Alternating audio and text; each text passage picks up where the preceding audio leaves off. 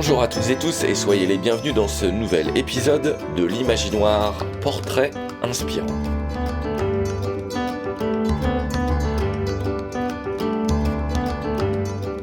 Et de portraits inspirants, il en sera question aujourd'hui, puisque nous vous proposons de rencontrer Frédéric, 40 ans, marié, 2 enfants et atteint de rétinite pigmentaire.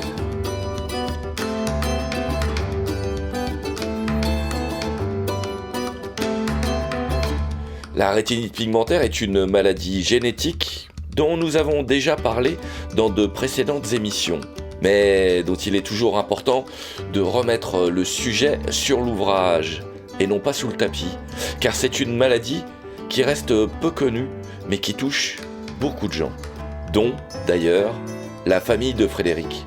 Et c'est par ce sujet-là qu'on ouvre l'interview. Je vous laisse en sa compagnie, bonne écoute et belle rencontre. Ma mère, quand j'étais moi enfant, pour moi ça allait quoi. Elle conduisait, elle faisait sa vie assez normalement et pour elle les symptômes sont arrivés vraiment vers je dirais 50 ans. Donc toute mon enfance, pour moi ma mère elle y voyait comme tout le monde en fait. Sauf que je pense qu'elle avait déjà des symptômes mais elle a toujours vécu comme ça donc pour elle c'était normal. Sauf que bon, un jour, voilà, le diagnostic est tombé.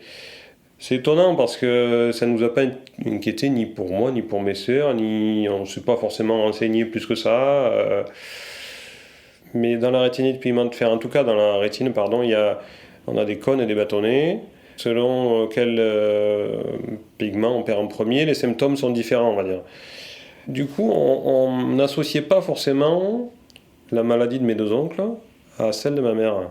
Parce que comme les symptômes étaient différents, tout le monde pensait que c'était 2 maladies différentes et pas forcément de lien. Donc c'est venu plus tard en fait tout ça. C'est venu quand moi j'ai commencé à avoir des symptômes, quand on a commencé à mettre le nez, aller à Montpellier, faire les analyses génétiques et tout ça, où là on a compris qu'on avait tous la même chose.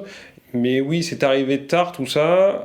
C'est-à-dire que moi, jeune, c'est pareil, j'ai commencé à mettre des lunettes à 11 ans, je voyais pas bien les couleurs, bon, on me disait que j'étais daltonien, non, c'était pas du tout ça. En fait, c'était déjà des symptômes de la rétinite. Comment dire, mon ophtalmo, bon ben voilà, j'avais besoin de lunettes, je vois pas bien les couleurs, ok, il est daltonien votre enfant, voilà.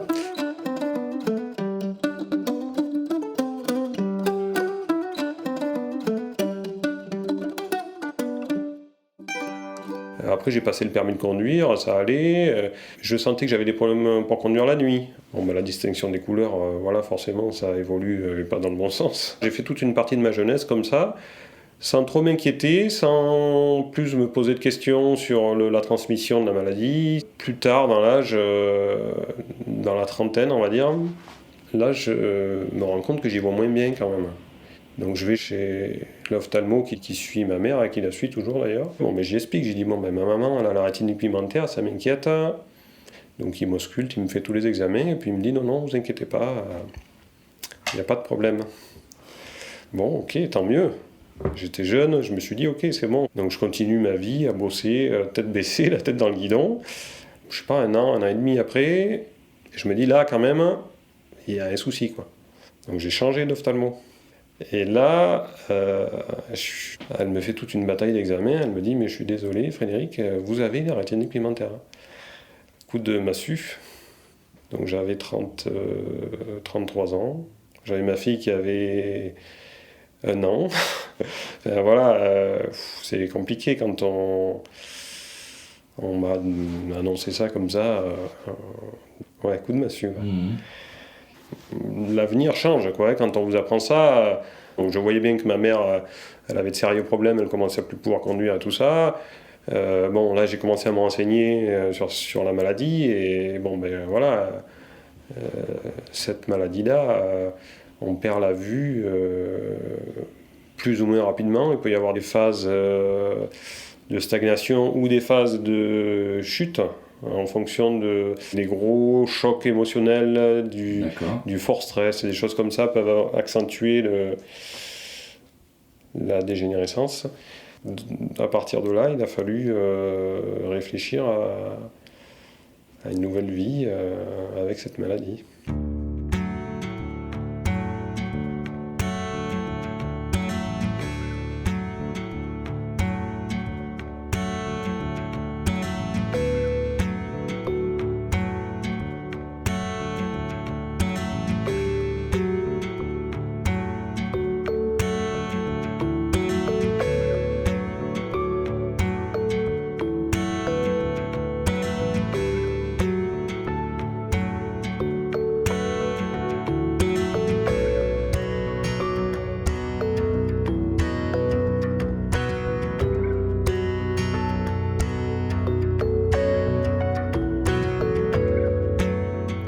Vous êtes bien à l'écoute de l'Imaginoire, portrait inspirant en compagnie de Frédéric. Retour à l'entretien.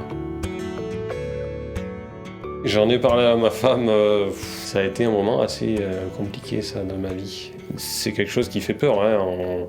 Beaucoup de personnes qui ont la rétinite deviennent aveugles, malheureusement, une grande chance que ça finisse comme ça, donc forcément, à ce moment-là, j'y voyais encore pas trop mal, donc puis j'étais en pleine évolution de carrière, donc bon, je me suis dit, ok, on verra ça plus tard, quoi. Sauf que la maladie, elle est là. Bon, le déni, c'est une chose, il faut pas que ça dure trop longtemps, quoi. Parce que on se met en danger rapidement, en fait. Il y a eu une première phase, effectivement, où j'ai continué à bosser sans me poser de questions. Et puis bon, il arrive vite le moment où on commence à se faire des frayeurs sur la route, on commence à avoir des grosses fatigues visuelles. Bon, ça vient petit à petit, c'est très long, en fait. La rétinite pigmentaire, c'est une maladie qui dure une vie. On se lève pas un matin en ayant perdu la vue. C'est quelque chose qui est difficile à accepter parce que plus jeune, je faisais de la moto, je faisais tout un tas de choses. Et petit à petit, se rendre compte que tout ça, ça se ferme, on va dire, ça se rétrécit. Pour la moto de route, en tout cas, il a fallu que j'arrête assez rapidement parce que je me retrouvais avec des gens ou des choses devant moi et qui je n'avais pas vu. La rétinite pigmentaire, ça réduit les champs visuels. Donc aujourd'hui, j'ai une vision tubulaire, donc uniquement au centre. Ce qui est étonnant, c'est que ça ne fait pas forcément de taches dans l'œil. Moi, j'ai l'impression d'y voir correctement. Sauf que non. Tout ce qui est sur les côtés, en haut, alors en bas, j'y vois encore un tout petit peu, mais en haut et sur les côtés, j'y vois plus du tout. Donc c'est comme si je roulais avec deux pailles devant les yeux, quoi. Donc forcément, ça devient rapidement dangereux, quoi. Donc oui, il a fallu arrêter la moto, il a fallu arrêter plein de choses qui me passionnaient. Puis la conduite aussi de la voiture, du véhicule d'entreprise. Tout ça, c'est des étapes qui sont difficiles à passer. J'étais chef d'équipe dans les travaux publics. En fait, quand cette maladie elle a été, on va dire, mise au jour en 2016, j'ai eu un rendez-vous à Montpellier en 2017 qui a vraiment officialisé avec les tests génétiques et tout ça. Et de là, j'ai fait les démarches tout de suite à mon entreprise en expliquant ce qui se passait, où j'en étais, qu'il fallait trouver des solutions, quoi. Parce que moi, j'étais chef d'équipe, je partais tous les matins avec le véhicule de l'entreprise, je ramassais les gars de mon équipe, je faisais la tournée avant d'aller au chantier, on faisait beaucoup de routes, je conduisais aussi des engins sur les chantiers, parfois, ou pour remplacer un gars, ou pour essayer d'avancer. Et tout ça, je me rendais compte que ça devenait vraiment compliqué, quoi. Un matin, je suis allé voir mon responsable et j'ai dit, voilà, aujourd'hui, j'en suis là, il faut changer les choses parce que je sens que ça va plus là. Ils ont été assez ouverts, on a tout mis en place pour pouvoir facilement adapter mon poste. Ça a été assez simple, j'avais un gars de mon équipe qui habitait pas loin de chez moi, il venait le matin chez moi, et c'est lui qui conduisait le véhicule de l'entreprise. À partir du jour où on a mis les choses en place, j'ai plus conduit de véhicule de l'entreprise, j'ai plus conduit d'engin, et on a mis en place avec mes responsables tout ce qu'il fallait pour que je puisse continuer à bosser. Et ça a marché pendant pas mal d'années, jusqu'au moment où j'arrivais plus à lire mes plans, j'arrivais plus à voir les tracés au sol. J'ai fait plusieurs chutes parce que dans la rétinite, il y a cette notion de contraste. Un chantier, c'est jamais tout. Enfin, comment dire, il y a du soleil, des zones de soleil, des zones d'ombre et tout ça. J'ai fait plusieurs chutes. Et là, je me suis dit, bon, il va falloir arrêter parce que je devenais dangereux pour moi, pour les autres. Donc voilà, encore une décision compliquée à prendre. À ce stade-là, par contre, mon entreprise. Alors, je ne leur jette pas la pierre parce qu'ils m'ont suivi pendant des années, ils ont adapté mon poste tant qu'ils ont pu. Mais du moment où il a fallu que j'arrête le chantier, maintenant, qu'est-ce qu'on te fait faire, quoi ? Alors moi, je ne suis pas trop allé à l'école, j'ai un CAP de mécanique TP, et tout ce que j'ai fait jusqu'à aujourd'hui, je l'ai appris sur les chantiers en partant d'en bas. J'ai fait ma place comme ça, quoi. Donc conducteur d'engin, chef d'équipe, voilà. Qu'est-ce que fait un déficient visuel qui a peu de bagages et 20 ans de chantier derrière lui Ils m'ont proposé une place de conseiller commercial à Nantes. Bon, moi j'habite ici dans le Vaucluse, je ne me voyais pas déménager, femme, enfant, maison. Bon, donc ça s'est terminé comme ça. Il y a peu de temps là d'ailleurs, il y a quelques jours. Il faut s'adapter en permanence, on n'a pas le choix en fait. À mesure que la maladie évolue, il faut changer ses habitudes, il faut réapprendre tout un tas de choses qui étaient faisables facilement et naturellement avant. Aujourd'hui, c'est plus possible, quoi.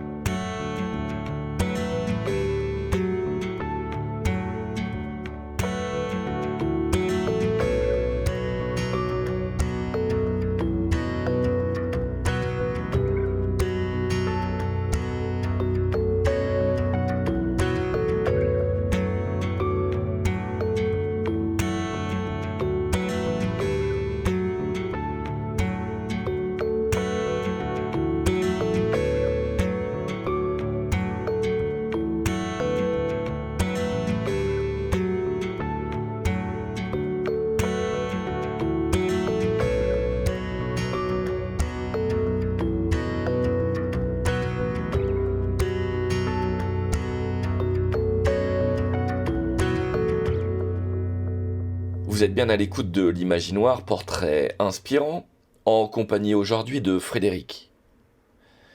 Fred, que nous avons eu la chance de rencontrer, grâce à notre partenariat que nous avons établi avec le SAMSA 84, le SAMSA sur Avignon. Et pour en savoir plus sur le SAMSA, sur Nadège, la psychomotricienne du SAMSA, je vous invite à aller écouter l'émission précédente, c'est-à-dire l'Imaginoire numéro 58. Et ce n'est d'ailleurs pas la dernière fois que nous entendrons parler du SAMSA Avignon dans cette émission, mais je n'en dis pas plus. Retour à l'entretien. Ma femme était à son compte en fait, elle était esthéticienne. C'était un boulot elle a fait ça par passion, mais il n'y a pas de, franchement, il n'y a pas ou très peu de débouchés, c'est très compliqué. On a réfléchi à qu'est-ce qu'on fait, quoi. Et du coup, on a lancé le projet d'être famille d'accueil. Alors, c'est elle qui est assistante familiale, mais on est famille d'accueil, parce que c'est un projet où on est tous les deux impliqués, où on a tous les deux notre part du job, on va dire. Mmh. Et c'est un métier qui m'apporte beaucoup et qui me permet de passer du temps, de transmettre, d'aider des enfants qui sont en difficulté en général. Et ça, c'est quelque chose qui m'apporte beaucoup. Je m'occupe de la partie loisir. Hein. J'ai le bon côté du truc, mais ce job-là, en fait, c'est beaucoup de temps sur la route pour aller au rendez-vous, pour aller... les jeunes, ils ont beaucoup de rendez-vous, des visites avec le papa, avec la maman, avec tout le tissu médical, on va dire. Et moi, je reste à la maison pour regarder ceux qui restent. Donc, en général, j'ai les deux miens déjà, mes deux petits, et j'ai les accueils qui n'ont pas de rendez-vous, de visite, ils restent avec moi. Et puis là, c'est pêche, c'est randonnée, c'est cabane, c'est tout un tas de choses. Ça peut être du bricolage aussi à la maison, du jardinage, parce qu'ils aiment bien faire le potager. Tout ça, c'est des choses qui me tiennent à cœur, parce que j'apporte à des enfants ce qu'ils n'ont pas forcément eu étant plus jeunes. Je leur apprends ce que je sais. Je trouve ça vraiment enrichissant.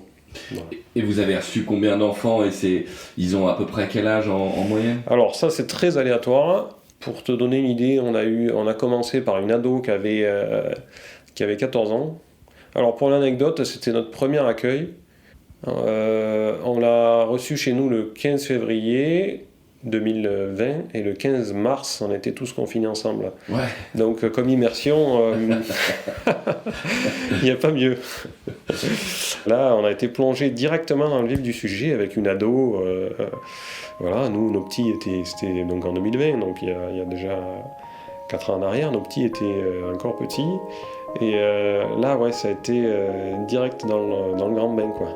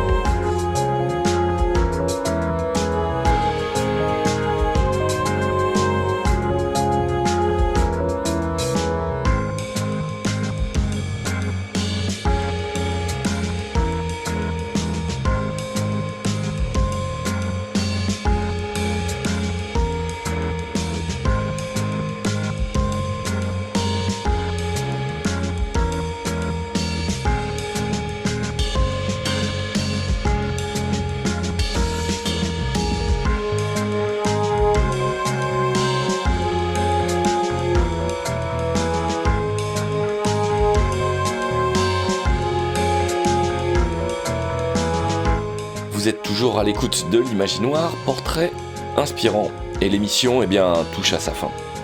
Nous allons donc retrouver pour une dernière fois aujourd'hui Frédéric, qui nous parlait de son investissement en tant que famille d'accueil.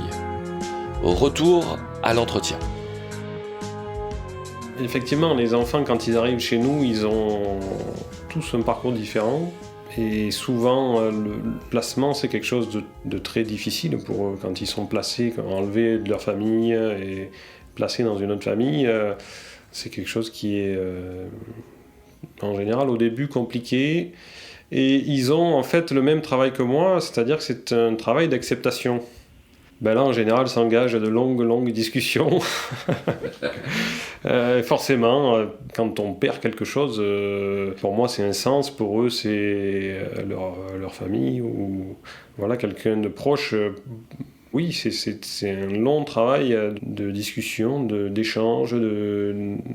C'est de l'acceptation, ni plus ni moins. C'est ce que je vis tous les jours. C'est ce que... J'essaye en tout cas de les tirer vers le haut en leur expliquant que c'est possible, que c'est pas parce qu'aujourd'hui ils vivent ça que c'est fini, ou que je sais pas certaines fois ils s'imaginent qu'ils verront plus leurs parents, ou ouais, c'est des heures et des heures de discussion et d'explication sur justement comment accepter, comment évoluer malgré ça. Pour eux, c'est une parenthèse dans leur vie, alors des fois plus ou moins longue. Ça peut être un déplacement court, ça peut être des déplacements longs, voire très longs, jusqu'à la majorité. Mais ça n'empêche pas qu'ils peuvent, s'ils en trouvent la force, et j'essaie de leur faire trouver la force en eux de se battre. Justement, la vie, c'est un combat. C'est facile pour personne, quoi. Bon, ouais, c'est toute une transmission. Et j'ai eu l'exemple, il n'y a pas longtemps, d'un couple qu'on a rencontré en vacances. Et en discutant comme ça, voilà, qu'est-ce que tu fais comme boulot, tout ça. Donc, le monsieur nous dit, je suis directeur d'une entreprise dans l'Est de la France, tout ça, ok. Et donc on en vient à ma femme, à nous, quoi. Ma femme, je suis famille d'accueil. Ah bon ? Ah moi, j'ai été placé quand j'étais tout petit, voilà. Et là, il nous raconte son parcours. Et aujourd'hui, il a été placé, il me semble, il avait 7 ans, je ne me rappelle plus bien. Et aujourd'hui, il est directeur d'une entreprise, il a une femme, des enfants, une vie tout à fait normal, et il a vraiment réussi dans la vie, et ça, j'essaye vraiment de le prendre pour exemple pour les jeunes qu'on accueille. Et voilà, c'est pas parce qu'aujourd'hui tu es placé que tout se casse la figure. Il y a moyen de réussir, il y a moyen de faire des choses malgré le parcours de vie de chacun. Voilà. Bon, aujourd'hui, je suis malvoyant, mais j'arrive à faire plein de choses, mais je me déplace, je suis autonome, mais voilà. Dans la vie, il y a toujours possibilité d'avancer. Il faut se battre. Après, au niveau des jeunes qu'on accueille, aujourd'hui, voilà, je suis malvoyant, j'ai pas de problème avec ça. J'explique au départ, alors forcément, des jeunes qu'on prend en relais, c'est des fois sur des laps de temps courts, ils ont du mal à intégrer que si tu vas aux toilettes et que tu laisses la porte entrouverte, moi si je passe dans le couloir, je vais la prendre dans le front. C'est des habitudes qui quand ils sont sur des laps de temps assez courts, et des fois ils ont un peu de mal, mais les enfants qui restent chez nous pendant longtemps, ils comprennent. Et vraiment, j'ai pas de problème, et au contraire, celui qu'on a en ce moment, par exemple, il est vraiment super, et il va être vraiment dans la bienveillance, toujours vouloir m'aider,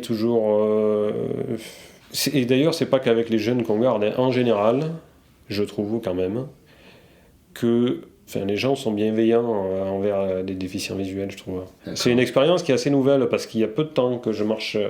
Alors, c'est quelque chose qui est dur à vivre, parce qu'il y a très peu de temps que je marche avec une canne blanche. Et en fait, jusqu'à maintenant, j'avais du mal à me déplacer, et les gens ne comprenaient pas, en fait. Les gens, la déficience visuelle, c'est un handicap qui ne se voit pas. Et c'est difficile à vivre, parce que on est dans le brouillard, et les gens ne comprennent pas, qu'on ne se déplace pas normalement, qu'on n'arrive pas à lire, qu'on n'arrive pas à... C'est quelque chose qui est encore difficile à comprendre pour certaines personnes. Il faut le vivre pour le comprendre vraiment, en fait. Des fois, je me déplace avec ma canne, mais je vais essayer de lire un panneau ou quelque chose. Les gens, ils me regardent, mais attends, il a une canne blanche et il lit le panneau. Pour les gens, aujourd'hui, la canne blanche, c'est forcément, pour beaucoup de monde, c'est forcément que la personne est aveugle. Mais non, c'est pas ou blanc ou noir. Il y a toute une gamme. Voilà. Toute une gamme de personnes qui voient trop mal pour se déplacer sereinement sans canne blanche. Et bien voilà, c'est fini pour aujourd'hui. Merci à Fred pour l'entretien, et merci à Nadège et le SAMSA 84 d'avoir rendu ça possible. L'Imaginoire est une émission co-réalisée avec des familles touchées par la déficience visuelle, mais qui a pour ambition de s'adresser à tout le monde. Alors si vous vous sentez concerné, rejoignez l'aventure et faisons ensemble. Contactez-nous par mail à l'imaginoire@lilo.org ou via nos réseaux sociaux, Facebook, Instagram ou YouTube. Vous pouvez également vous abonner à notre page Podcastix afin de retrouver tous les liens qui vous permettront d'écouter l'émission via Deezer, Spotify, j'en passe et des meilleurs. L'Imaginoire est une émission mensuelle diffusée sur plus de 20 radios de la région Auvergne-Rhône-Alpes. Et cette émission est co-réalisée avec l'association Résonance. Ce projet est soutenu par la CAF Drôme et nous recherchons activement des financements supplémentaires afin de consolider notre budget. Et là, pareil, si vous voulez nous soutenir, contactez-nous. L'Imaginoire, L-I-M-A-G-I-N-O-I-R. À bientôt pour une nouvelle émission.